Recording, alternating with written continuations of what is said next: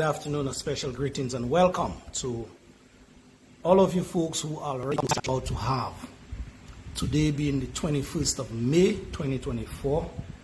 It is just about minutes to 6, 20 to 6 thereabout. And in the frame is a gentleman by the name of Mr. Bia Shillingford of St. Joseph, lovely St. Joseph on the west coast of Dominica.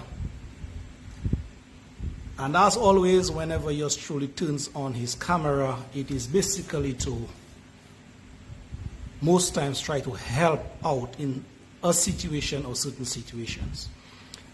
And having heard from Mr. Shillingford sometime back last week, when he called me a problem of his that he's facing now for some time, he has decided to come forth, as it were, and tell his story. Yes, it is his story.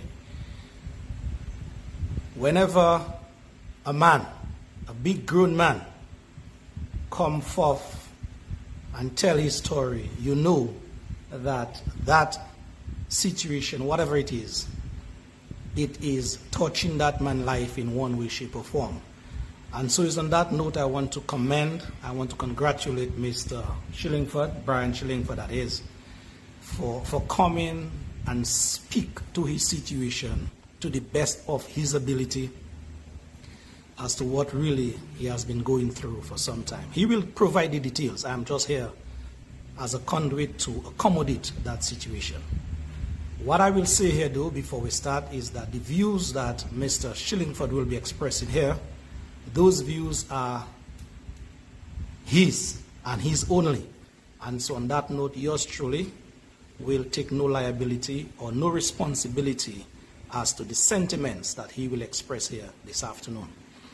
As Mr. Shillingford told me, that whatever he will tell me, it is the truth, the whole truth, and nothing but the truth. A matter of fact, as they say in the media fraternity, a picture, and more so I'm adding here, a video or videos tells 1,000 words. And he has pictures, he has videos to back up what he's saying, or he will be telling us here this evening. And so without much delay, let me just say a special good afternoon and welcome to Mr. Shillingford. Good afternoon, sir. Yeah, good afternoon, my brother. You have a big broad smile now, but what you telling me earlier, what you told me earlier, it was not a smiling matter. No, different situation, man. Yeah. Had enough. In a while, you have to enjoy life, not live life like that. Yeah. So it's been very crucial. And as I said, again, I want to compliment you for coming forth to tell your story. I appreciate you, brother. Good. Mr. Shillingford, where do you want to start? Where exactly do you think you want to start? I guess you should start at the beginning. Yeah. Of course, where it started. And then people understand the transition or the transformation of the entire situation. True. Yeah, because the person I speak of is not somebody we have always had animosity or anger towards each other. That was one of my favorite uncles. Yeah. We had good times together, and somewhere along the way, everything changed and it got real violent. I wouldn't say real quick because patience over the time, and right now it's heading to a direction. It's not like I cannot handle it, I don't want to handle it. That part of my life is behind me. The violence and I'm kind of talk. I've elevated from that, I've grown from that. But I see it head in that direction. I know who I'm dealing with. That's my own uncle. I know how violent he can be. He has his records to show it. And I know what I have to do to keep out of his harm.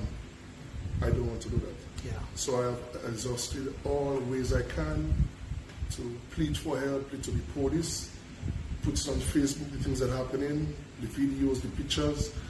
And it's not helping, so I just thought of you and your situation, or a forum I can bring in all of this information together and hope it touches the right person or the right people see it, and it helps in the situation to just neutralize this and end this, because it will not end well. True. You were telling me about your growing up. Yeah. How was that? Growing up was rough, man. Very rough with my grandmother. I've been with my grandmother since I was 3 months. And it was tough with us because it was just two of us. No real help from anybody. It's just enough struggle. School was hard. Couldn't meet ends. Couldn't have recess. Couldn't pay bills and everything. But like I say, the things you go through in life can either mold you or break you. True. I decided different. I had friends at the beginning, and I saw the direction friends were bringing me. It was real vile. It was don't care about nothing. And then I had my grandmother not looking up to me, but depending on me to make me feel a decision she made was worth something. So I started at an early age, like staying out of trouble, staying away from drugs, alcohol. Up to this day, I don't do any of those. I just work hard and push and sent myself through high school with the help of my grandmother, sent myself to college, started working the Wasco since 2004, learned from it along the way. I did drawing before that, and like used all of my skills, everything I learned, all of my knowledge, my hands, and I've not done too bad for myself. I still have a lot to do, but the people that know me can see, like from where I came out, I've done a lot for myself, so I'm proud of that. Yeah, but even with that said, I mean, in that same time, there was my uncle. We had good conversations, good relationships, and even he, while I was younger than he, ended up in a lot of problems, and I was the one there for him to talk him down and help him out of that. Yes. Before I started anything, before all of that kickstart, there was an instance where he ended up getting a problem with a guy over $2. Ended up shooting 3 people in the village for that. And I had to run from police, and I was the one that had to run to him, get him, hit him, and I went to speak to the police about he surrendering himself and doing it in a calm, humble level instead of they attacking him, knowing he had a gun, yes, and it getting violent. So I had to go to them, tell them I'd bring him a certain time in the morning, about 2 o'clock in the morning. They were a little aggressive at first, but then I confirmed to them I could bring him in, and then I brought him in at 2 o'clock, and he was up in the prison. I was the one that was working with his girlfriend, making sure everything was right. His house was fed, got money to her, got phone cards to her, get that communication alive while my uncle was there.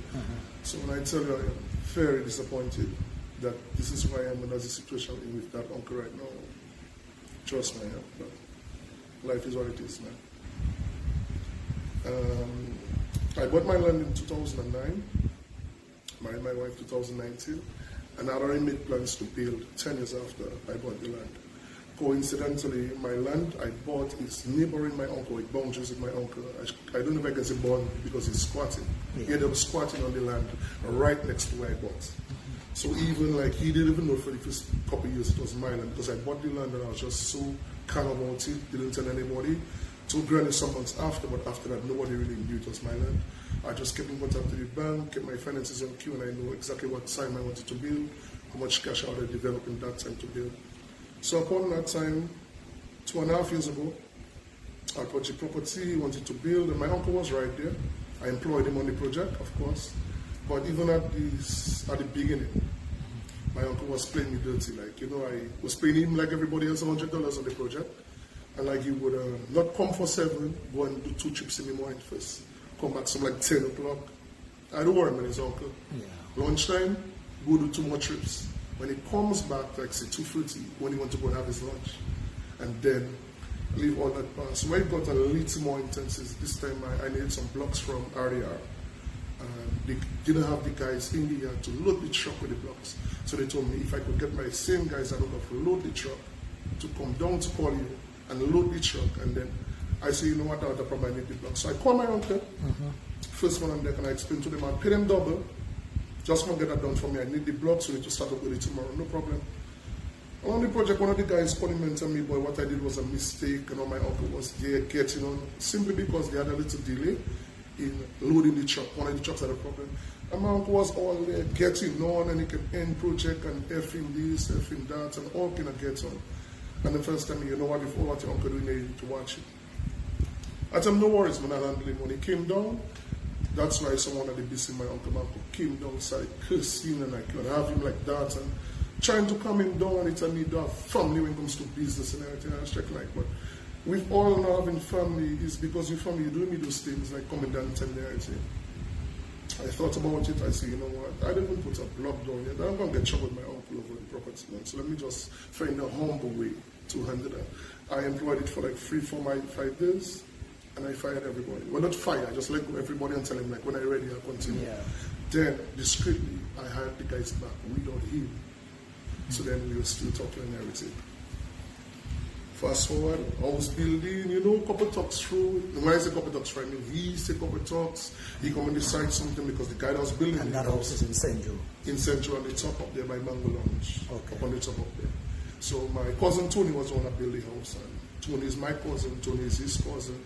So we all related, So he used to come on the project, uninvited, come there for talk, get on with Tony about some things. Even the grinder Tony using to build the house, he used to learn from Tony to go and do some work by him. Mm-hmm. And arguing if Tony has to be the time he was getting the grinder, because Tony would stay up like 5, 6 o'clock, working for me, because I'll bring him home after. Okay. And Chris wanted to insist that he get the grinder by 4, 5 o'clock.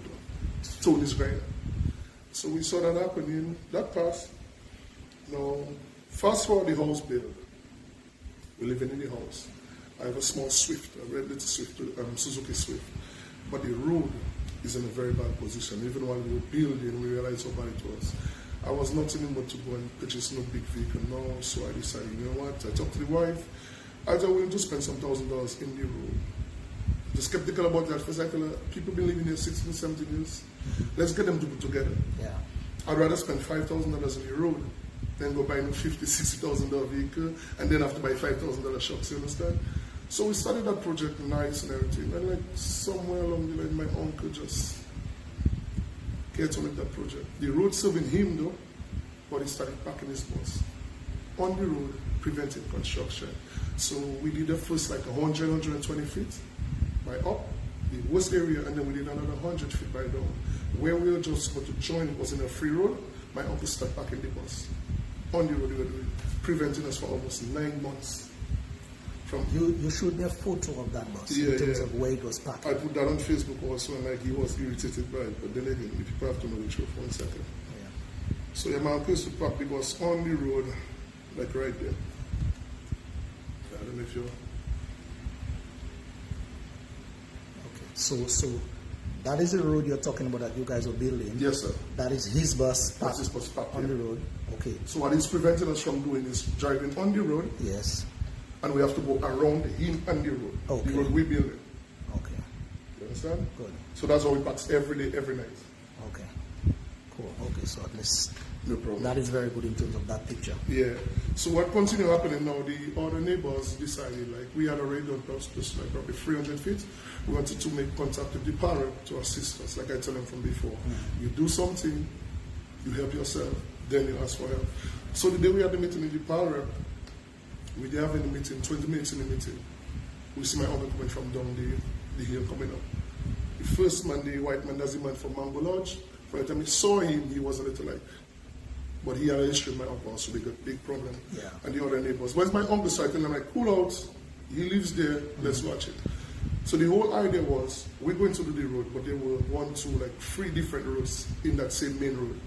So I decided we're going to use everybody's help to do all the roads. However, if we're going down by this side, we're going to use our labor on this side to help them while they put their money. But if we're going up on this side, which doesn't affect them, we'll use their labor and we'll put our money. Yeah. And left and right, we get this road handled and we get this road done while we use everybody up there. But the way it directly affects you, that's why we use the money. Mm-hmm.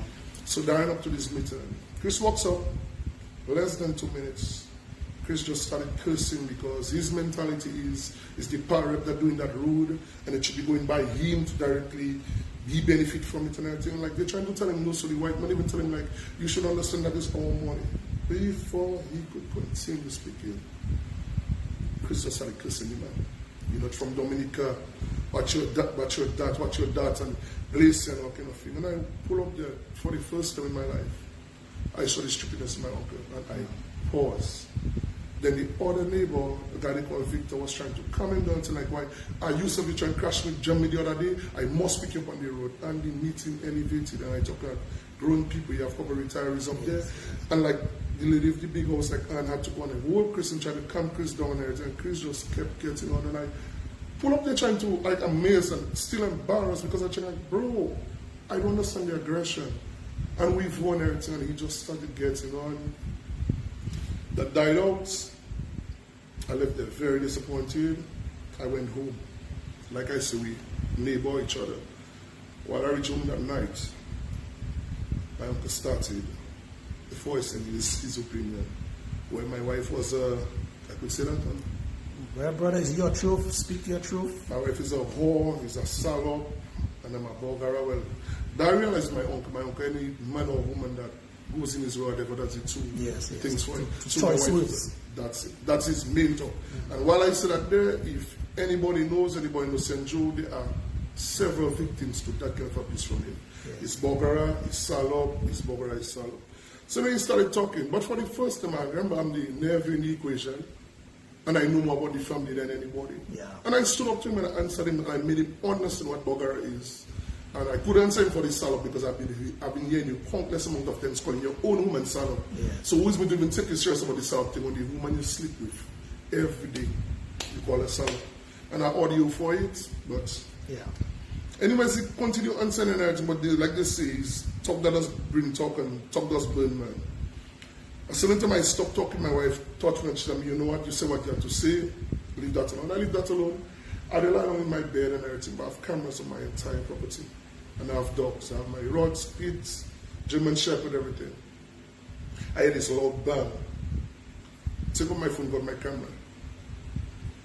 Seen on my camera my uncle dashing my dogs with Grandma's home. Through the fence, dash my dogs with Grandma's home. I have the video for that. I whistled the dogs low tone. They came up to the step. He didn't know I called them because I can actually call them without they picking up. They come up, touch the dogs, and I smell the dogs. I call my wife. Tell my wife the dogs have come and on them. We take water from the kitchen sink, started wetting them dogs down and everything. I tell her, don't put on the lights. I want to see how far it's going because it's childish is what they acting. Let me see. About 20 minutes after he made that other bang, and I watch on the camera, I see my uncle approaching my fence with a styrofoam. Purposely, I poisoned it, and my uncle went to throw it over the fence. I got up from the bed, and I run to my porch, and I flash my light on Chris. And I said, Chris, dogs you want to do, my dogs you want to kill?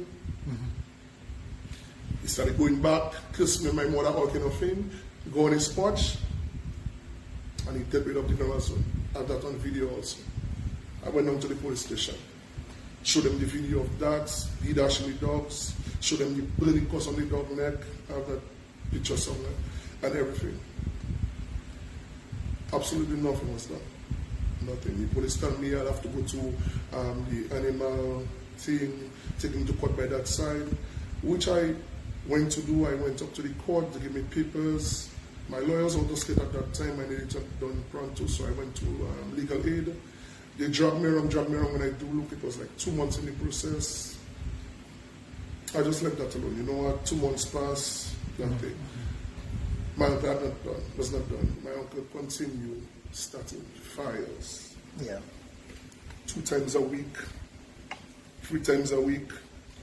If my uncle just come out of work and his day was not good, and when I tell you fires, I mean tires, 3-4 tires burning against my property. I'm going to show him that video. Yeah. Let us go to the videos with the dogs. Okay, no where you throw poison on the dogs. But in that video, it's a little dim because I didn't have my light yet. Yeah. Okay, there you go. If you can watch it and see the bush where you wet them. Okay. Yeah, right there. Okay. He dashed them through the bush. Okay. Covered, yeah. Okay.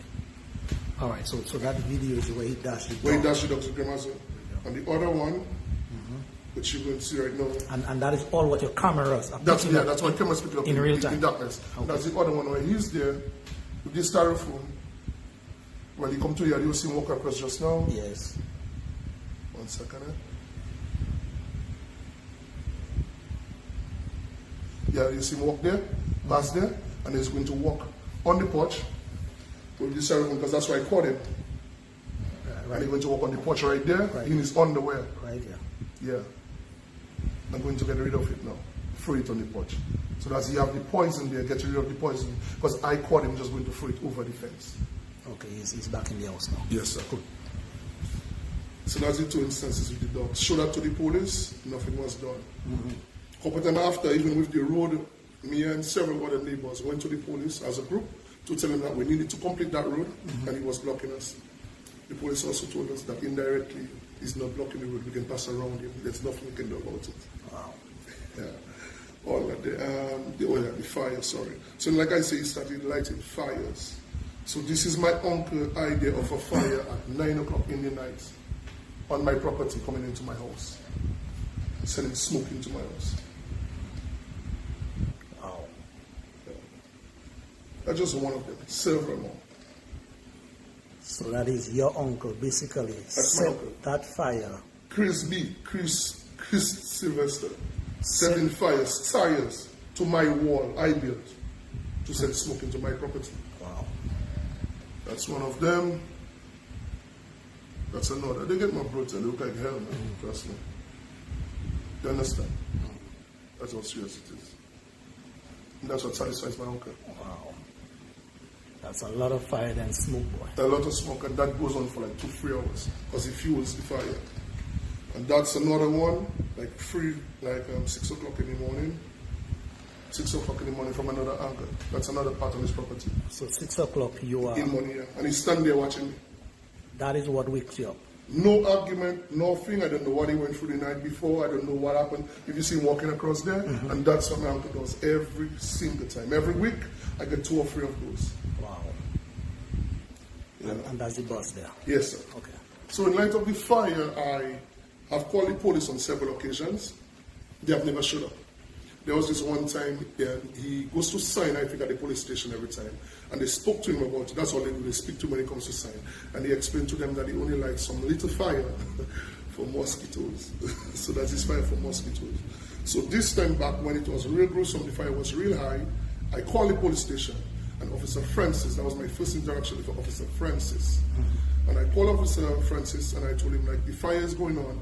He need to come and look at it to stop my uncle from doing that because, as far as I understand, the fire smoke is very unhealthy. True. He told me they don't have the van there now, nothing they can do now. I said, Officer, no worries. I have my car if you want, I can come down and get you just to see it so that Chris cannot lie about it. He just got on. He want me, they don't have vehicle and everything. I just pulled out. I needed advice. I called this officer, a very good officer. And before I continue saying about any officer, you have to shout out Officer Scotland from Dents. That's a good guy. Officer Maxime and the deputy, the big red fella. Because in that entire situation, they did everything they could. But because the police is not... Cobbett. Yeah. Because they're not a unit. Okay. Sorry to say it like that. Because Cobbett passed down information and instead they came back to me positively. I got it real negative, like I went to report them. Okay. And when Officer Scotland called the Central Police Station, might be have to explain to him what's happening, it didn't go so well because that happened. And the next morning, I told my wife, you know what, all that salop and all that bugger, we need to take that more serious. So we're going down to the station to make a report to the police and explain to them, show them the video of the tires and everything. When we reached there, coincidentally, we went there. Officer Francis, but I've never met him before. Yeah. So I went there with my wife and I said, like, good morning, sir. I came to make a report. My name is Bia Shillingford. Before I said anything else. Oh, you guys Bia Shillingford? Well, I decided, you see that nonsense that going on if you're your uncle there because only to trouble someone, you stupid man. I said, like, bro, hold up. Like, I don't know you, you don't know me. To disrespect me like that one time. I'm not troublesome. I've been a victim of a certain situation for how long? I've been pleading to you for help. I come there, he just shot me up and tell me like, you don't have time for that. He did like 16 reports for the morning already. So all he wants, just tell him what I have to tell him or forget about it. Yeah.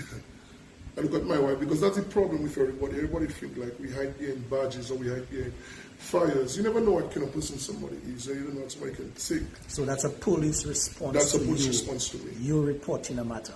So I come down, I watch my wife, I watch Officer Francis, and I say, okay, officer, what are we supposed to do again? He tell me, if you want to make a report, tell me what happened.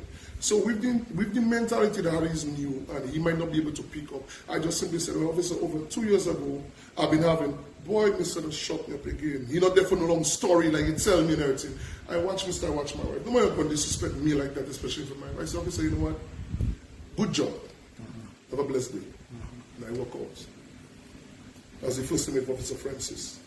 The next fire, which is in the next 2 days, like I told you, I call Scotland again. Scotland pissed off. Scotland called Maxime. It seems they ordered Officer Francis to come to me. Now Officer Francis coming at my home, now asking me after a year and so where Chris is living.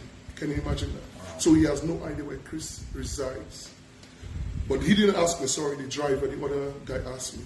As they were leaving, Officer Francis tells me, and stop troubling the police. I said, what did you say, officer? I gotta stop troubling, stop harassing the police. I just watched this, like, let me say, what, if you didn't want to come, you didn't have to come to check me because I get all sorts from you already. Officer Francis, Redskin Police, I don't know where you're from. Like I tell like guy being badge, nobody scared of these people. They just respect the law. I respect the law, but fear not my kind of title freak people. Anyways, that passed. I was advised to contact the fire department in St. Joseph for these fires. I went to the fire department. I showed the guys all the videos, all the pics and everything. They tell me that cannot happen. They tell me the fire thing is a no-no. The tire thing is a no-no. 3 days after, the fire again.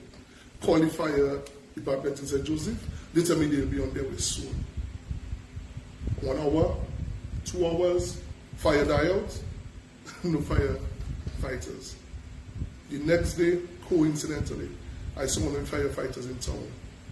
I said, bro, tell me, boss, to be honest with you, we call this station because we know who Chris Sylvester is, Chris B, or ignorant he is. So we call the police for assistance to come to Chris because we know who Chris B is. And we got to Officer Francis. And Mr. Shadow was bad and Mr. Never checked us, so that's why we couldn't come. Knowing who Chris is. But at that time, when I expressed that vibes to some other people, they tell me, you know what, Brian, stop playing the sensitive voice. Go to the headquarters. I went to the headquarters, that's why I met the officer, the deputy, the tough guy. Yeah. He was actually on his way out, and as soon as he saw me, asked me what's my problem. As I was explaining, he just come back in the office and just sat down there with me. Took his comments that he was never going anywhere. Yeah. And the man listened to my story. He was so furious about it. Right there, he tried to call up Officer Francis. He tried to call the station, he asked them for a number, but he didn't get through. He told me he'll handle that, and that would be handled and everything. I said, okay, fair enough, appreciate you. He told me he's disappointed by all of the actions of how it was handled, but he'll handle that. Okay. All right, I went down. Tracked back a little, just after the fire, just after the dog poisoning.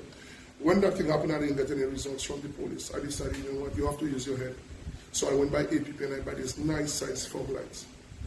Lofty, I put it on my house, pointing down towards my property. If you notice, the 2 other videos were dark. So with the lighting, I'm going to show you this last video where my uncle, 5 o'clock in the morning, for no problem at all, mixed chromosome and kill all my hedge, my entire hedge. But then you'll see more light in there. What if I tell you the only time the police came up was when Chris went to the police and reported that I put up a light, preventing him from sleeping. You serious? And 2 officers came to my room. Nighttime, he told them that in the day, apparently, and they come in the night to catch me in the act. Brought them on my porch, I have nothing to hide. Show them the light, and that's what they're going to tell me about it. Show them the videos which they were screening from sale.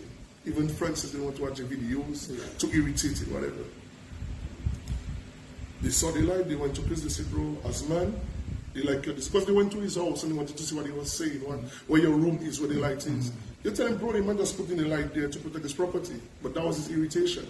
He wants to do me what he wants, but he don't want to protect my property. You understand?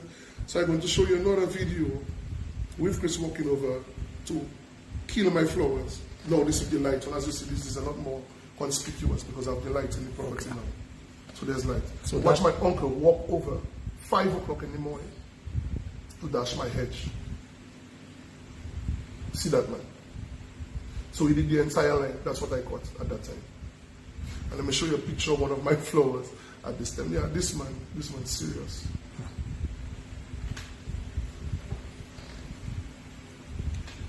So that's that's the flowers after. That's one of them. The others died. So that's as a result of the chromosome being poured on the flowers. Yes, sir. Wow.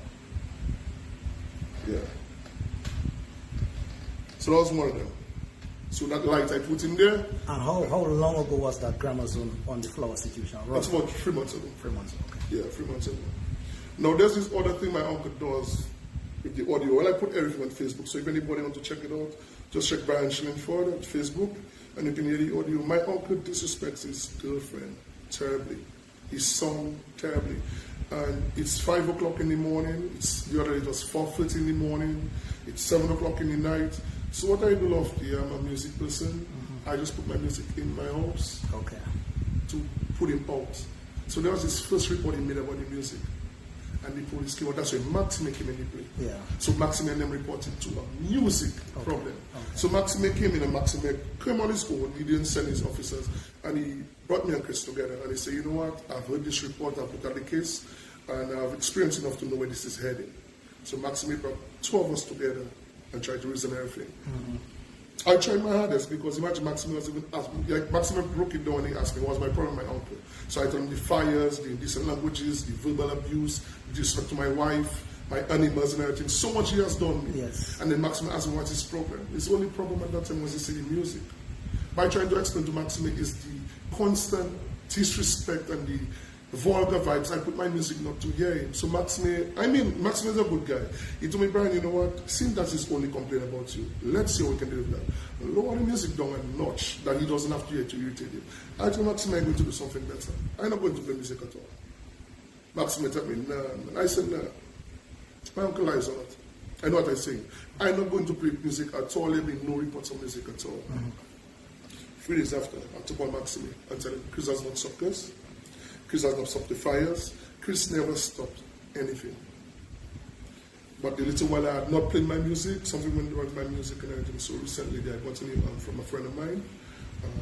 Up to Saturday, 2 Saturdays back, I'm in my yard doing some rubbing on a project I do in there.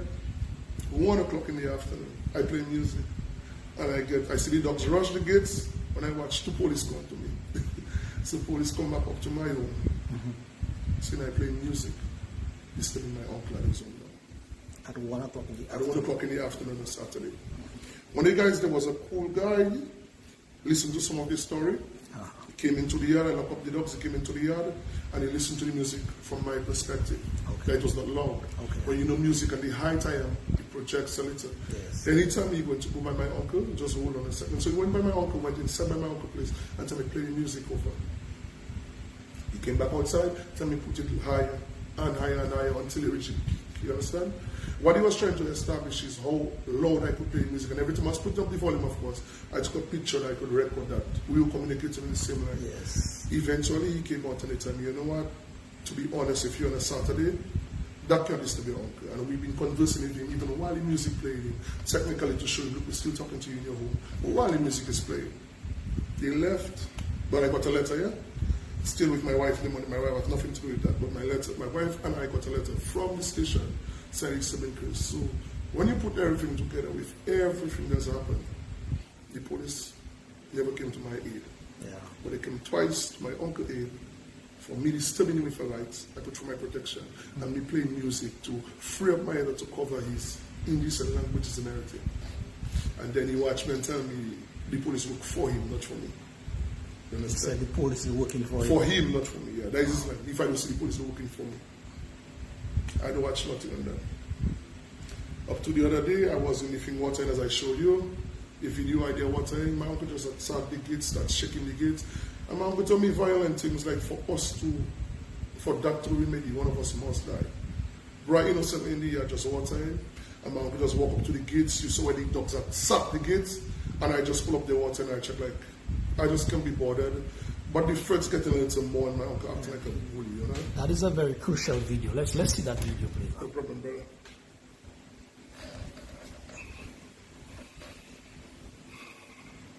Okay. So right there you can see where Chris just attacks. The dogs pull up nice. He attacked the gates at shot and that's what they're attacking. Okay, so that is your 5 dogs in the yard. In the yard. But okay, while we're doing that here, let me do one thing. While we're doing that, let's bring it back a little, and you can see where he just attacks the gate. Yes, he rushes on the gates, yeah. And then they just attack. The dogs will come, and they just attack the gate because he just come with all that hostility. Wow. But shall I bring it back one more time and show you where I'm in the gates or in the yard, watering my flowers. No problem with Chris whatsoever. And you are there watering your flowers. Watering my flowers. And he comes with all his hostility. I look over, as you can see, I have no action, and eventually I just turn my head and just ignore my uncle. That same night, 6-7 tires, start to burn again, and that's how it goes. Wow. Turn my head. And as you can see, well, yeah. So that's how it goes up there. So I deal with this on a weekly. So it's attack on my dogs, attack on my flowers, catch fires, verbal abuse, up to last week, Saturday, my wife in the porch and her brother had some incident on the bus stop the other day. The two bus drivers that were fighting, and what happened, cut to one face. One of the guys was a brother. My uncle just come on the porch, watch up, because he has to come out of his house, go towards the sea, and then turn back to look up at us. I started calling my wife for salop. And if you see what they do, you bug our brother, and that I must do your husband.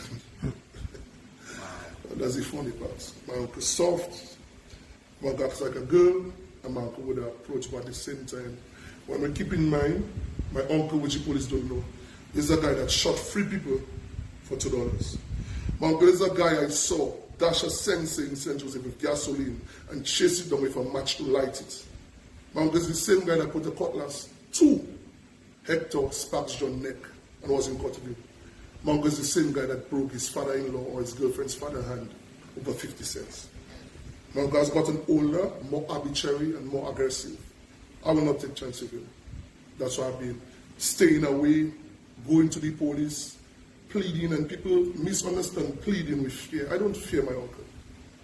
I reach a point in my life with my wife. I want to enjoy my life with my wife. You understand? Yeah. I've not decided to end my life or end my uncle's life over stupid dispute, and I'm trying to stay away from that violent kind of life. I'm not scared of nobody or nothing, and I don't want to handle it or begging me to handle it. So afterwards, that's why I tell the events when I came to you to put it out there that if one person in the world, my uncle respect, or if one person has an idea I haven't thought of to help us calm that situation down. Because my uncle presently is a mixture of envy, jealousy, hate, and I even unnecessarily doing drugs, because sometimes all I want, and to be quite honest, if I take some funny cents, the same cent you would take in the ghetto, in the corners by the other fellas, and he himself has said on several occasions, he's just taking 2 hits and kill man. 2 hits meaning arrow. That's things he has said already. So I see the direction that I'll take. But you never actually seen a drug, right? No, I haven't seen it. So it's alleged that he is maybe involved in that. It's alleged, but you know the place is a small community and everything. Even some of the dealers, I know some of the dealers, I know some of the guys, and like in one of the instances, one of the guys actually reached out to me and told me it's because he tried to get drugs from him in the morning. Okay. He didn't get, so he was pissed off, you understand? So, I mean, when you have your ears to the ground, when you get to man, you get to know simple information, just like that. Yeah. But like you say, still alleged. I can say I saw him with it, but as they get to slant. So, with all of that put together, we have a very dangerous person dealing with envy and grudge. So Brian, let me ask you a question. I'm sitting here listening to your story so far, and I must commend you, Brian, because I don't know what manner of man or what metal you're made of, because there's not any man that would be able to take all these and more for 2.5 years and not react. So I want to commend you for at least keeping the peace thus far. Appreciate it, bro. And you reaching out to me, it is all in the quest of trying to maintain that peace. For sure. But you mentioned hate, envy, jealousy to a certain extent. But let me ask you, what do you really think your gut feeling is the real reason why your uncle, your bloodline, is at you like that? Well, some of the talks you say, even while we're mad, it's like you say, if I feel my big cushion, you always my big box can protect me. I mean, I grew up with my uncle. My uncle had truck driving, my uncle had bus driving. I used to be a cadet for him. And like, you know, some people like almost brand you. And like they almost see your success before you, because they, like you say you're going to build a house, they almost anticipate what kind of house you're going to build. You say you're going to buy a vehicle, but then you do better and you surprise some people and they cannot continue, they can't control it. So that's my uncle at this time. Like actually started off helping with the house until they see how the house was unraveling. And he was quite disappointed by it. So some of the talks he used to say, even while we were dealing, like he would shout out and he'd not owe in and he doesn't owe loan, you know, like them little boys was going to break their back. And a couple of times he talk about Dawasco, it's like you're a slave for Dawasco and he's a king and he'd have to, you know, some of these stupid talks, childish talks he threw, it just shows, you check me. And like talk out that box, how's the house, you check me, you do your circle, you man. And like, boy, a lot of stuff, check me, and like, knowing your uncle and seeing and hearing them kind of things from him, and like, I didn't want to say that first, but then you bring it to other people and you analyze other people and they tell you, Brian, that's that. And like, you just don't want to believe that. You're checking like your uncle's supposed to be happy for you. Your uncle is supposed to push you, motivate you. You cannot believe the man that had more opportunities than you and do what he do, because I'm not counting what my uncle did. Yeah. All I'm saying, my man, he must be content with what he did because that's what he worked for. I don't expect you to hate me for what I worked for. We both had our chance, you understand? And I mean, I'm young, so probably anticipate what I will do when I reach this age. Because I'm always working and I'm always pushing and I don't stop. I just know what I have to do. So, you know, sometimes they tell you people see a future for you. I guess that's the situation. And like, he's attacking things that matter to me, like my dogs, my wife, the property and everything. And he's trying, and even the road. Why would you obstruct the road you benefiting from? You understand? And like, the things he say, you understand? After so Do you have a picture of, by any chance, his house, your house? Yeah, I have something I took from the sea. I mean, that would bring some clarity to the situation. Because, yeah, I have something like this. Give me 1 second. Okay. This is one of it. The brown one over is mine and the one below is his. Okay, let me just put that camera here.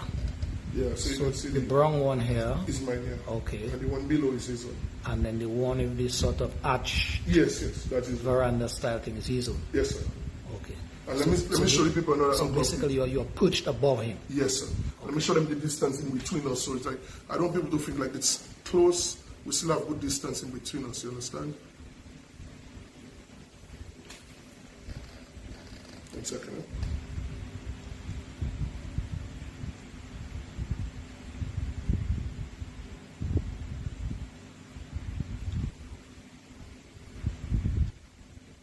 Yeah, so yeah, that's the houses from a better angle. So that's the distance in between us. We're not necessarily close together. Okay. We have a good distance, almost like 80 to 90 feet. 80 feet. Okay, so roughly 100 feet to yes, back. sir, yeah, from each other. You understand? Okay, cool.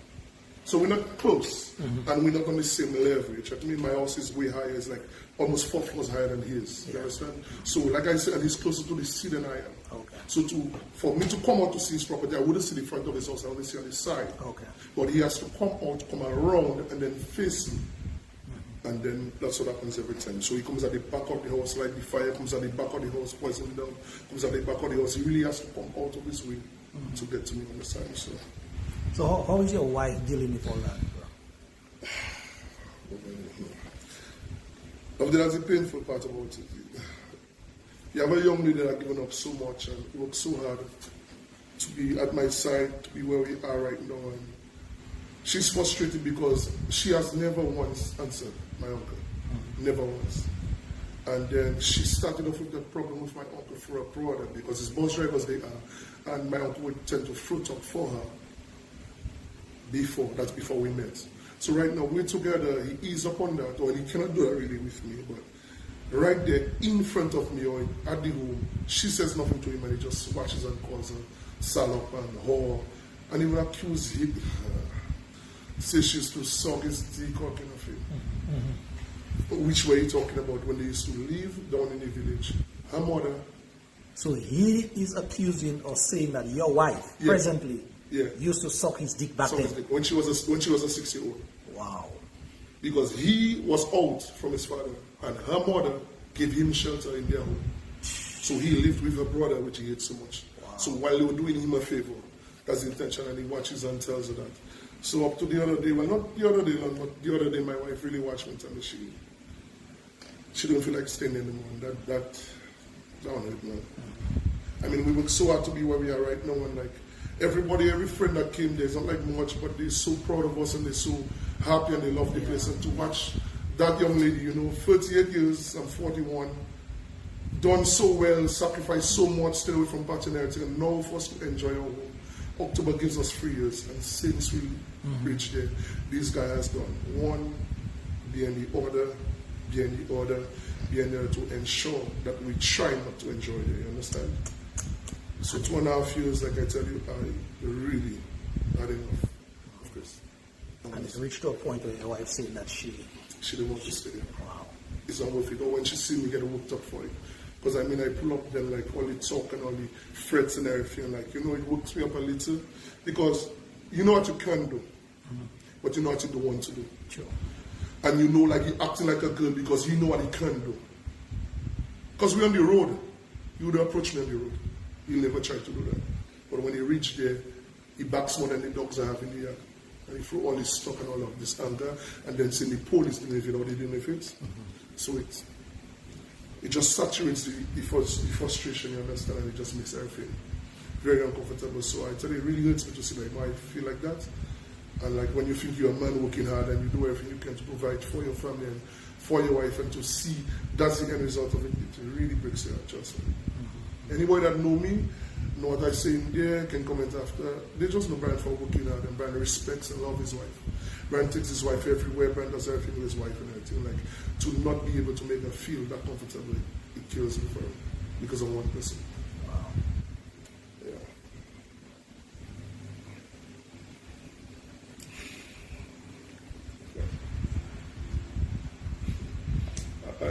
And you know what kills me about these people? These people want to do you this thing, and they want to carry on their life and sing calypso in the most positive way, or run bus, run passengers, and be all positive in front of people, and then come home and do this to people. And like, because you start making the public know what kind of people they really are, then turn to the police technically to fight me. So this police was talking to me the other day and telling me, I have to realize Chris don't like when I take him the videos, he said it offend him and put his business on Facebook. Can you imagine the videos I've shown you, what this man has been doing me? The police officer tell me they try to refrain from making these videos. So if I refrain from making these videos, what's my evidence? How do we know what Chris doing me? Doesn't allow him to do it more. If I put up the light that right now, put him in the open, he's seeing, you see him clearly on the camera. See, even with the light, see you are wrong the light, and that's my flowers. I run the options left. Are you speaking to a lawyer, or are you? Yeah, it's right now. I wouldn't expose exactly what's going on in my life. Are you seeking legal advice? Yeah, right now I'm in my lawyer. Okay. I'm with my lawyer, and we're doing something towards that. Okay. It's just sad we cannot do everything because everything we want to do, but we're doing something, and something will come through soon. But the way he aggressed and the things that are happening, and it looked like it's hard time with him because like every other day he's bust down, and like the other day, I hear him cursing what? Because he just did a little decking. His son supposed to be watering the decking. They accidentally left the hose open. Wow. And Chris come home. And Chris spelled stones, spelled wood, beat that little boy. The dogs rushed the gate because you know how dogs are, and the dogs barking, and I watch it, Chris destroying that little boy, and in the morning get up, destroying that little boy. And then we on the porch eating breakfast, and then he just turns to us, and then he goes that like he just transforms all the energy. Here you go, he can start throwing the energy. I was checking like, when does it stop? Check with this guy. And so anything triggers it, any frustration triggers it, any bad day triggers it. You even have to have a reason, to be honest. I have to say you know by now. And you're up to your throat with that kind of situation. No, man, I'll tell somebody. And that's the same thing I said. If anybody know me, people that know me sit down there and know it's not about weakness. People that know me know it's not about afraid. Anybody that know me enough know I'm really here pleading because I'm telling you I see where that heading. And if I have to defend myself, I'll not give a discount. I'll go all the way. I open, I pray to God. He don't reach like that. But if my uncle put me like the last thing my uncle told me last week is when he meet me on the road, he'll delete me like I'm gonna put me down. Uncle, you don't have good discount, you have family discounting. I done, I tired, and let everybody know I get to be and I talking to Lofty. Lofty again, I appreciate you for doing this. But God forbid the results come out. You all remember me here pleading. I had enough of that. Somebody, talk to my uncle, get that done, arrest him, do what you have to do. If I mess around, arrest me. But let's get in the center of that and get that solved. I had enough. Brian, Yeah. I feel your pain. Yeah. I empathize with you. But all I can ask is that you continue to hold the strain, as it were. I know it's a tough situation that you're going through. Yeah, it is.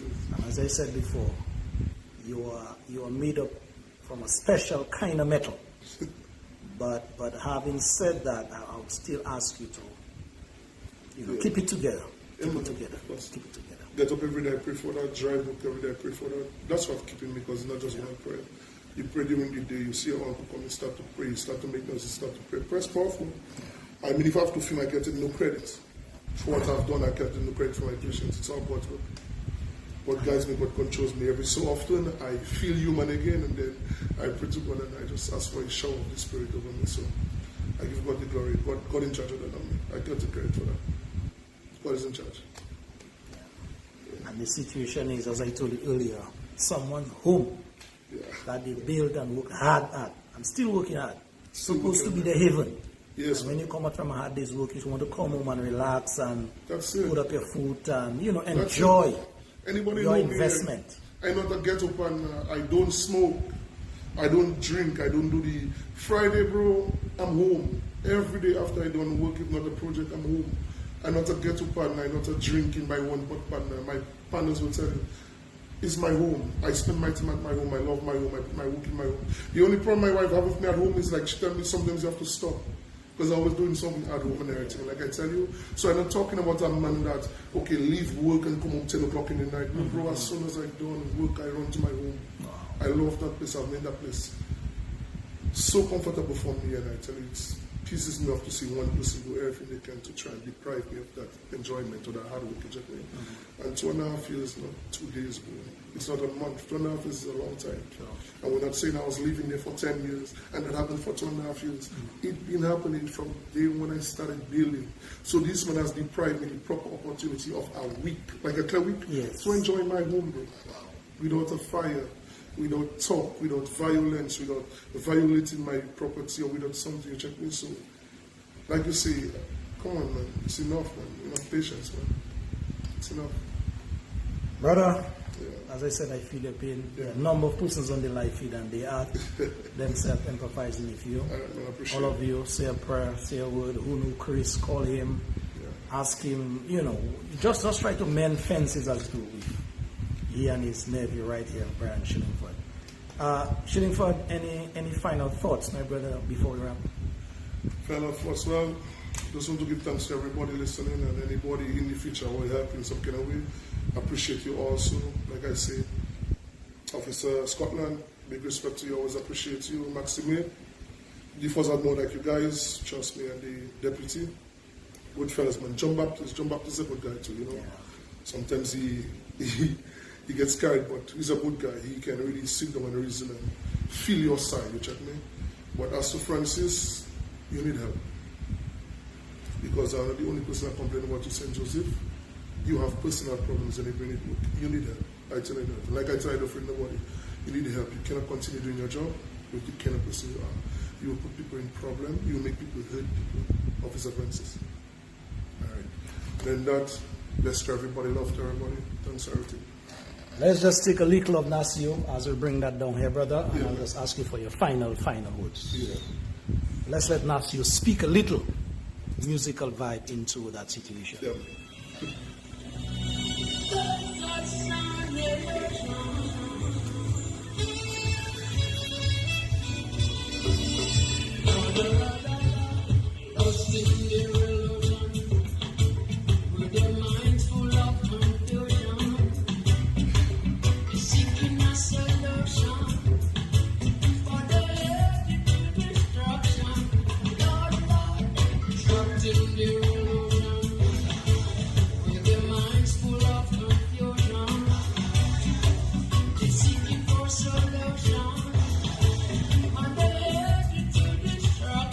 Yes, we are seeking for a solution in the case of Mr.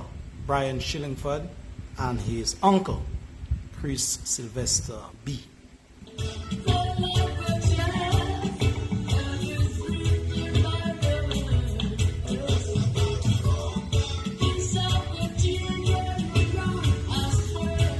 Let me just say before I bring that live to an end here, Brother Chris B. Sylvester, I know you may be looking at this time, or somebody will tell you about that live engagement. And so, as a responsible person in the media, I want to give you, Chris B., I want to offer it up to you as well, the very same opportunity that I gave to your nephew here this evening to, at least, there are 2, 3, 4 sides to a story. Sure. And so you have your side as well. And so if needs be, Chris B, please make contact with yours truly and come. That is if you want to give your side